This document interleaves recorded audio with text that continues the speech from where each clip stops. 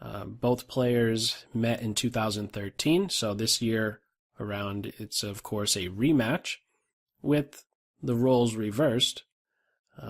Last year it was Anand who had the title.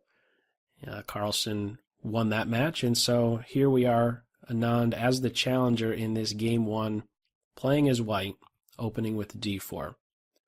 Carlsen replying with knight f6.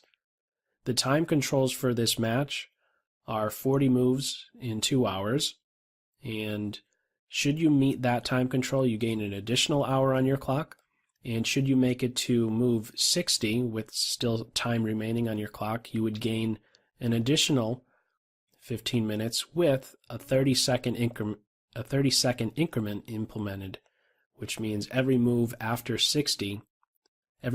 move 60, you gain 30 seconds per move. Okay.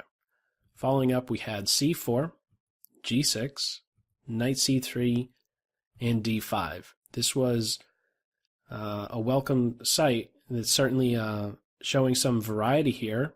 Those familiar with the 2013 match, we didn't see any Grunfelds, and well, that's what we have here in game 1, this match opening with the Grunfeld defense.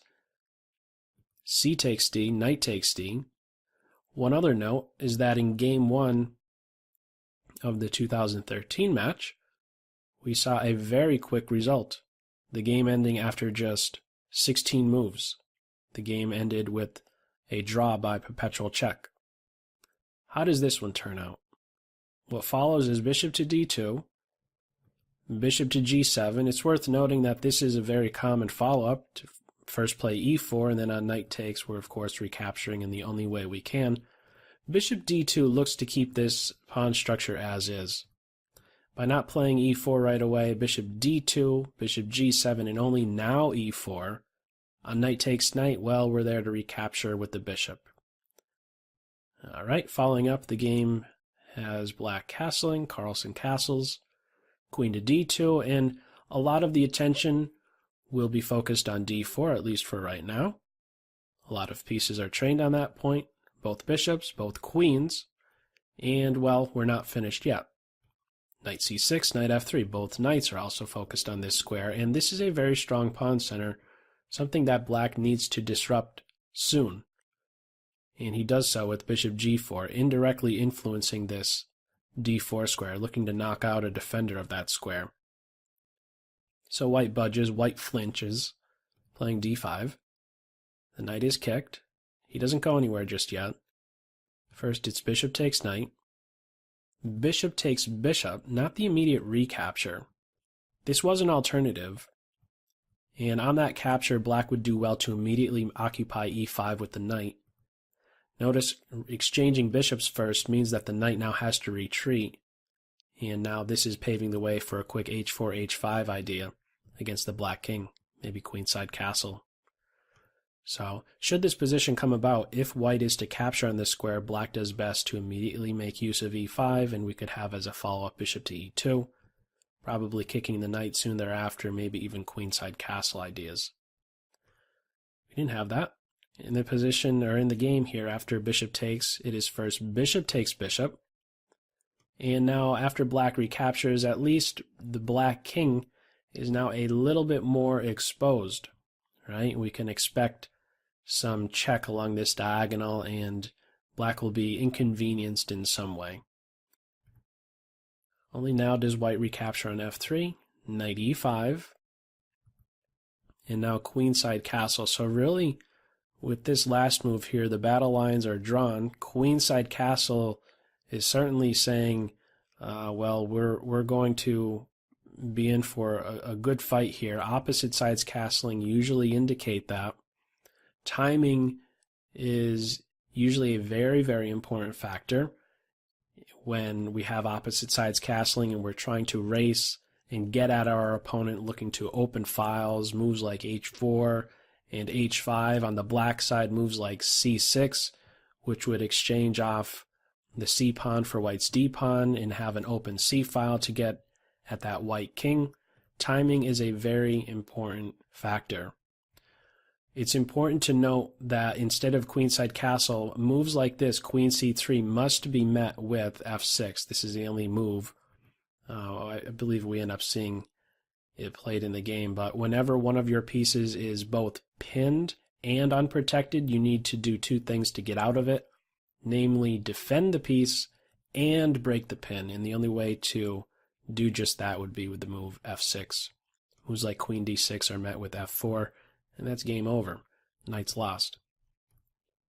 Okay, it's not queen c3, at least not just yet, but rather queenside castle, and now c6, looking to get at the king, looking to also crack at the furthest advanced pawn, the pawn that's in black's position. Queen c3, f6, the only move, and now bishop to h3. Now, this is an important point in the game, something I drew a lot of attention to during the live stream of this, and that is the move d takes c. What's wrong with this? This looks so appealing, right? This move here, queen c3, pins the knight, forces f6, and now after pawn takes pawn, aren't you winning a pawn, right? You're hitting the queen, the pawn's ready to grab here.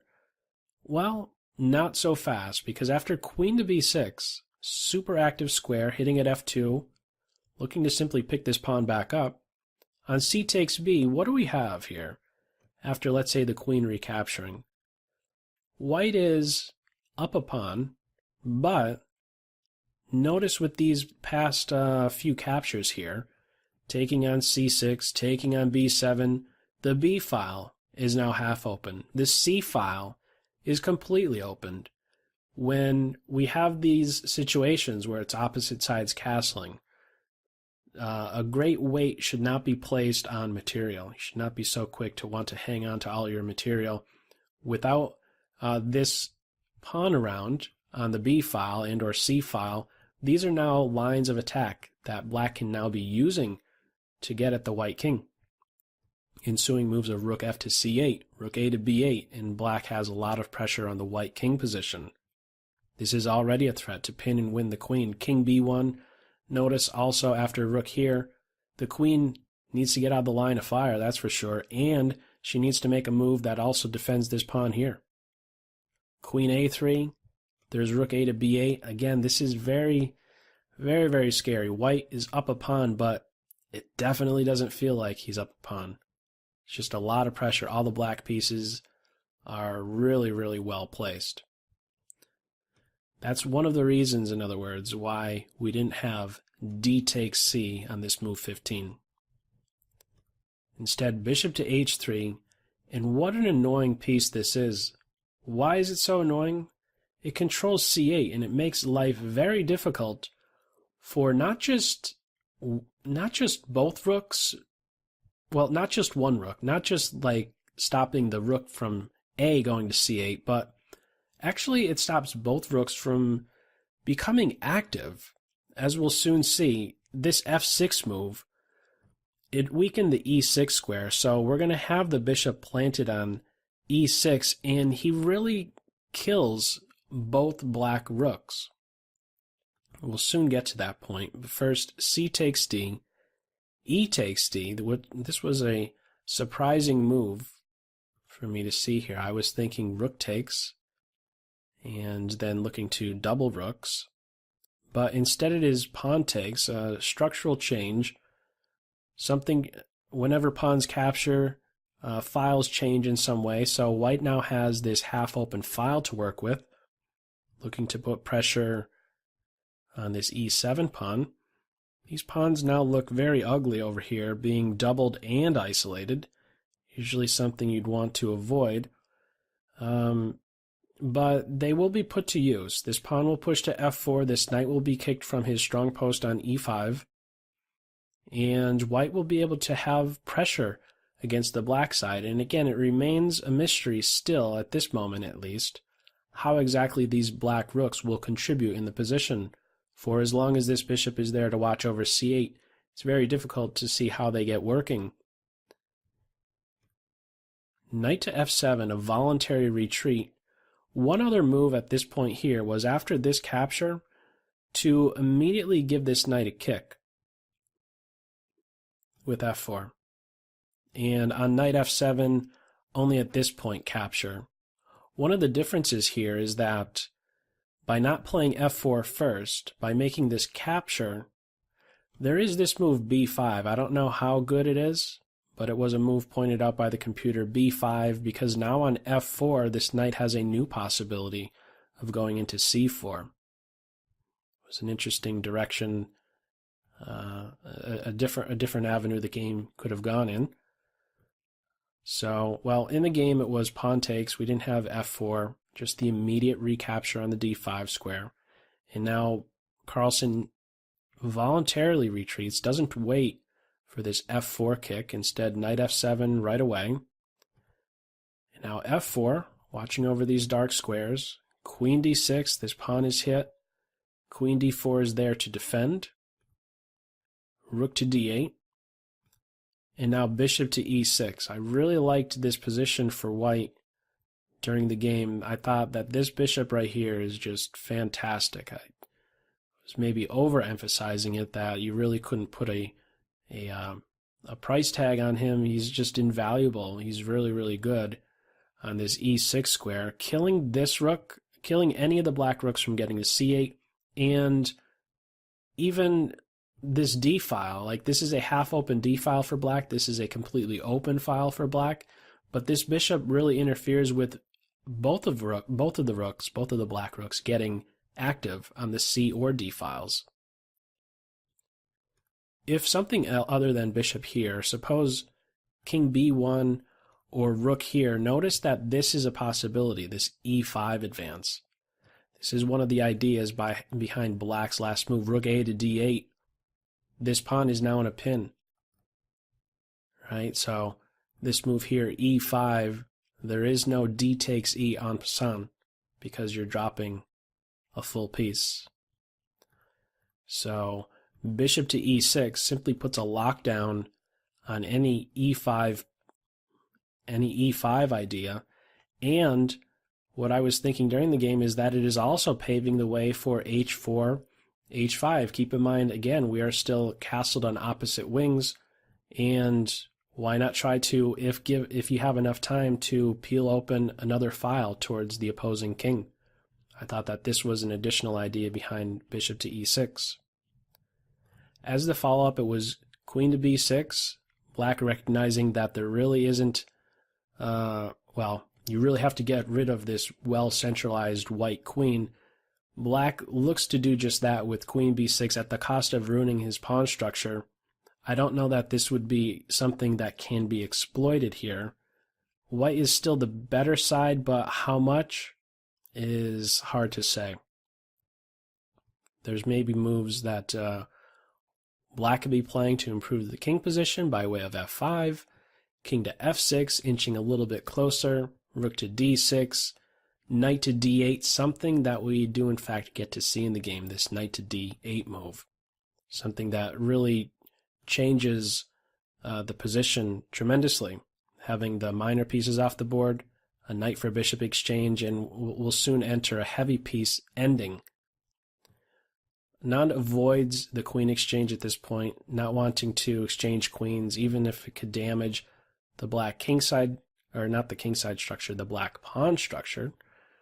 Queen to d2 was played, keeping the queens on the board and still looking to try and get at the more vulnerable king position.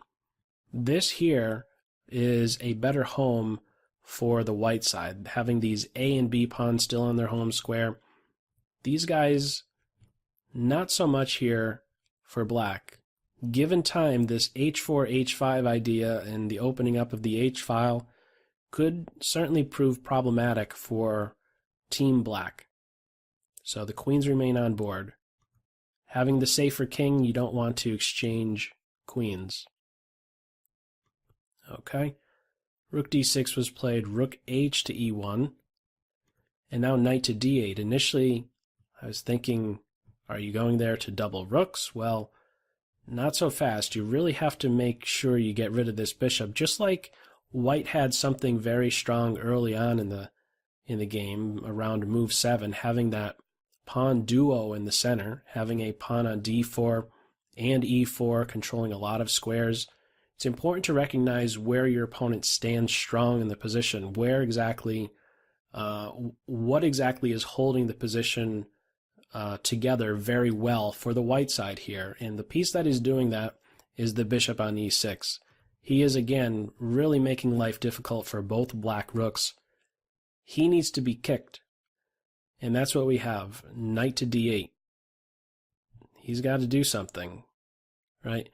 Knight takes bishop is being threatened, and this is something that is allowed here. We have the follow-up f5, securing that, securing the bishop on the e6 square, or lending some more support to the bishop, I should say.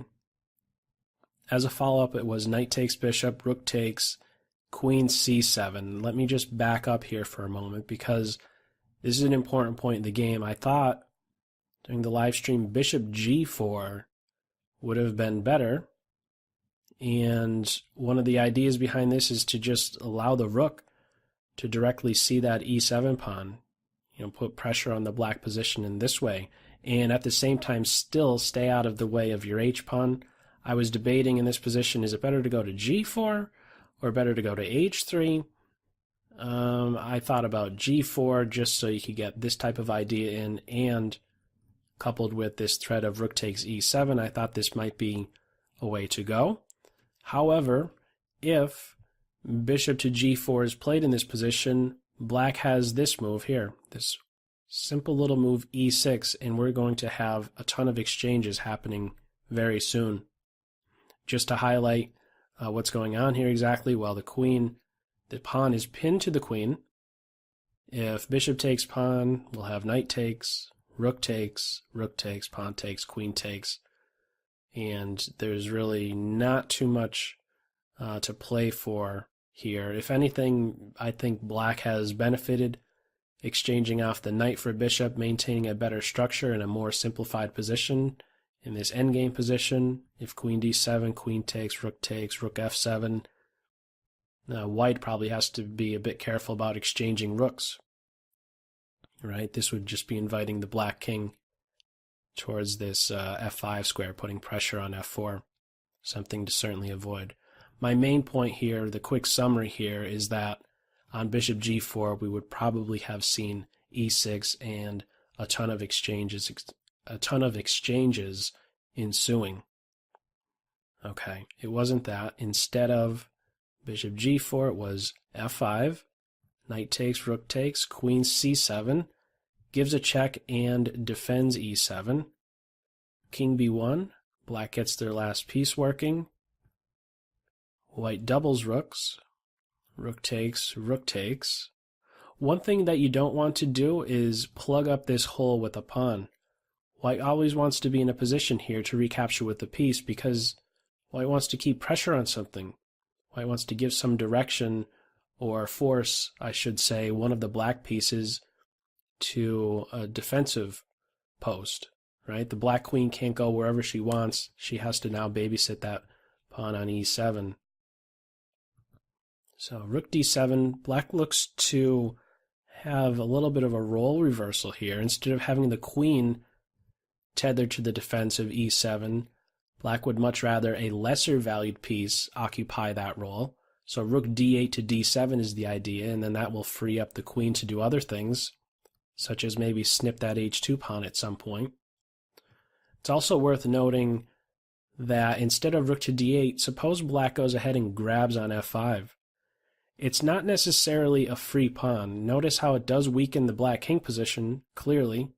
The heart of this kingside structure, this middle pawn, is no longer around if you are capturing. Yes, you're up a pawn, but you're maybe exposing your king to some threats, right? The rook can drop back to e1 and maybe transition over here to the g file, coupled with queen to h6. This could be a little bit scary for Team Black. Not a clear pawn up for sure. We didn't have this capture, but instead rook d8, queen e3, e7's hit a second time, rook d7 is there to defend. Notice if king f7, this is maybe inviting in some lines queen to h6, and I believe the king is actually going to have to do something crazy. The computer is suggesting king to e8. That seems super scary. I'm not so sure about that. It's reading as triple zeros with f takes g and then queen c4. That is way too crazy. I don't even want to touch that one. I don't even want to go down that variation. Too messy. I believe it's easier for black to mess up in that particular variation, so there's absolutely no reason to even consider this king f7 and invite the white queen into the position. You could stop your calculation right there, right now. Okay. King f7 wasn't played, rook d7, and now d6, a very interesting break here. Structural change, d6 hits the queen, e7, there's only one good reply. It's pawn takes, rook takes, and you lose. There goes your queen. So pawn takes is necessary, and now what has just changed? Well, not only the structure, but to be a bit more specific, f6 is now a bit more soft and needing some defense. It will soon be targeted, and in this case, immediately with queen d4. Very nice centralizing move. Pressure on f6, and there's only one good defense, rook f7. Black is crawling up into a ball, but is there to defend f6 well enough. Only at this point is this tension now finally resolved with f takes g, h takes g, and now rook takes d6. The material has been restored. There's a slight defect with regard to pawn structure on the white side, having 3 pawn islands versus black's 2 pawn islands. But is this really going to be enough? At this point in the game, during the live stream, I was thinking to myself, this is very good for white, and how exactly to make further progress. This is excellent place for the queen, maintain pressure on this pawn, very active rook. The queen is a great source to string everything together, to protect everything. A queen on d4 defends f2, b2, there's going to be a nice home over here for the king. There's h4, and the queen would be defending everything. Let's insert a couple more moves here. a6, a3 were played.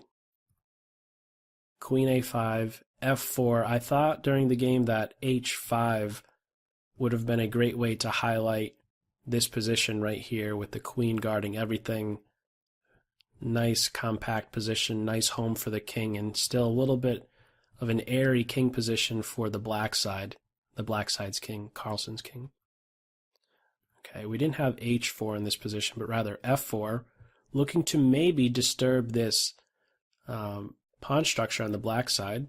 Some ideas of maybe at some point playing f5. That's going to be difficult to get in with the queen around and the pawn, but maybe somehow to get h4, h5. I thought to myself at this point, if there isn't a way to disrupt the black pawn structure over here on the king side, there's not going to be much to do. And well, sure enough, in this game, these pawns didn't move at all. They stayed as is. We did have some changes, however. After this queen comes over to h5, this h2 pawn is hit, and white is now retreating by playing queen to d2. So she leaves her central post by playing to d2 just to defend h2.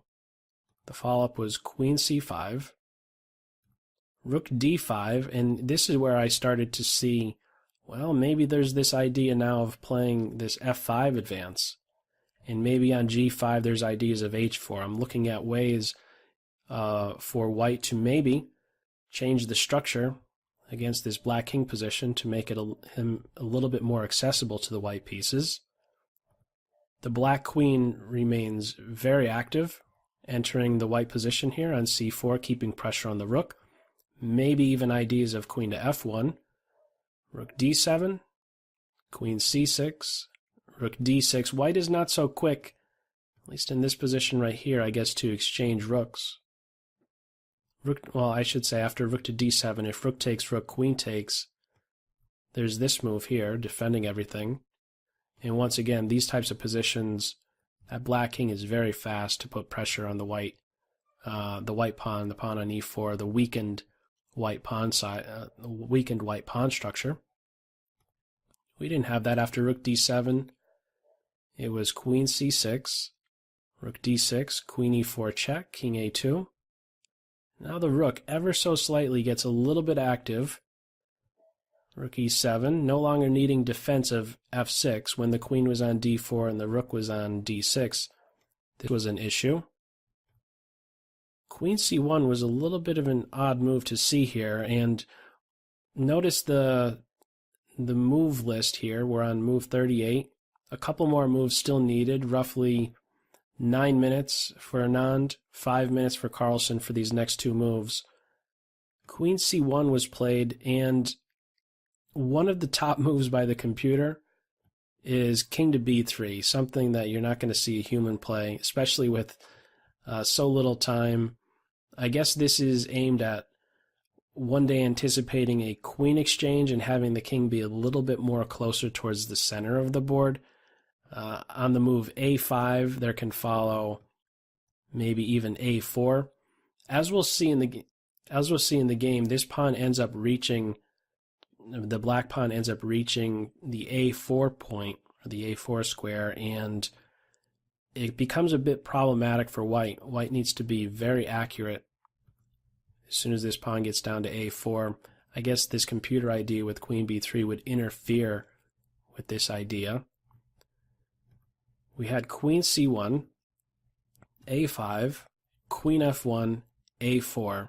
Both players at this point have met time control. Play follows with rook to d1. A lot of time was spent on that one.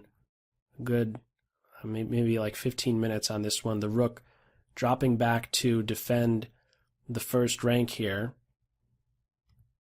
Queen to c2, and this right here seems to be a very strong threat. The queen getting into that b3 square with check, and at the same time defending the flight square.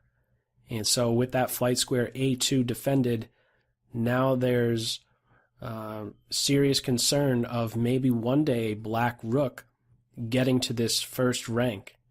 So one of the white pieces, in other words, for as long as the queen is able to remain on b3 and controlling that a2 square, one of the white heavy pieces, the queen or the rook, will have the responsibility of defending white's back rank. Here's how white deals with it. Probably the biggest think in the game, for Anand at least, was this point here, move 42. This is what he came up with. Rook d4, very strong post for the rook. This is one of the squares that was given up with black's last move. After queen c2, she's no longer around to watch over d4. This does allow for rook d4 now, and the main aim here is to plant the rook on b4, which is a wonderful post. A rook on b4 defends b2, defends b3, keeps pressure on a4, and puts pressure on b7. Very, very nice post for white rook. Rook e2 threatens mate in 1. White is there in time to defend. If this check is inserted first, well, we're still going to be having rook to b4. So while black gains a tempo with queen b3, white will get that tempo right back soon thereafter with rook to b4, striking at the queen. So instead, it is the immediate rook e2, rook b4 to defend mate, and now b5. b5 indirectly defends this pawn. After rook to b4, this is being threatened. b5, this pawn is indirectly defended. Rook takes pawn would be met with queen c4, and the rook is picked up. There is also the move b6, something that I was looking at during the game, and I was completely blind to something. I was looking at this line here with rook takes pawn, and I had been thinking, well, there's now queen c4, and if you go here, there's rook takes here, and you're dropping your queen. And another thought I had was, well, at this point here, after king a1, you play to e4, and how do you deal with rook to e1 with a fork winning the game? There's also the threat of, if you're not going to win the queen, if she just gets out of that, there is check and then checkmate. So there's some serious threats in this position. However, there is a way for white to get out of it with rook b7. If king here, whoops, that's mate. And what else are you going to do? If you try to come over in this direction and eventually one day attack this rook that's been giving checks, as soon as you play to the d file, well, this is now a checkmate in 5. Queen d1, white is winning. Queen is now entering, mate will ensue soon thereafter. So this position, if it is to come about right here, with this idea of queen c4 and queen e4, this is in fact going to turn out to be a draw.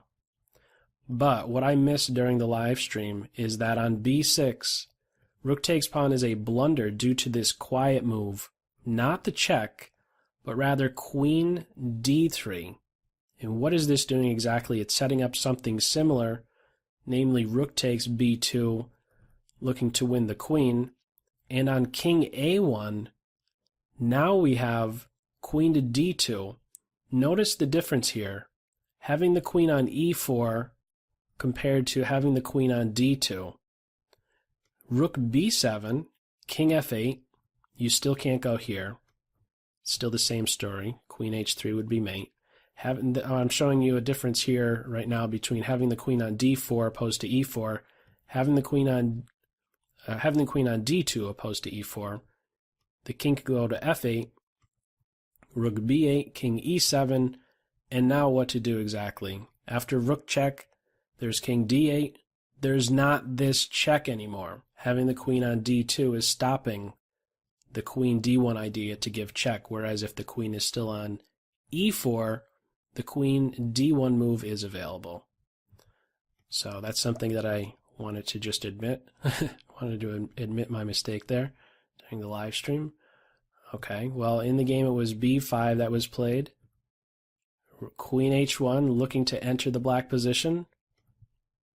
The rook comes back to defend. White gets right back to the center here, defending this diagonal, looking to pick up this pawn and maybe this one here.